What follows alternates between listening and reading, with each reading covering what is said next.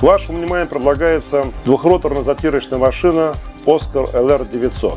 Данная модель обладает высокой маневренностью, повышенной производительностью. Оснащена надежным японским приводным двигателем Honda G690 мощностью 24 лошадиных силы. Запуск двигателя осуществляется электростартером. Все узлы и механизмы отличаются высокой надежностью и долговечностью эксплуатации. Комплектуется заглаживающим диском 950 мм 2 штуки и инструмент для обработки бетонной поверхности. Затирочные ножи в количестве 8 штук, выполненные из носостойкой высокоуглеродистой стали. Управление машины механическое, сцепление центробежное, привод тройная ременная передача, трансмиссия стандартный червячный редуктор 2 штуки. Максимальная скорость вращения вала 138 оборотов в минуту.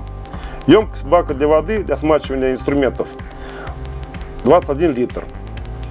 Масса 315 кг. Стандартное оснащение: ручка, датчик аварийной остановки, транспортные колеса, механизм подъема, фара освещения, система водяного орошения, затирочные ножи 8 штук. Как видите, двухроторная машина может быть использована не только для обработки бетонных полов и основания, а также для затирки битумно-эмульсионных полов латекс-фарб.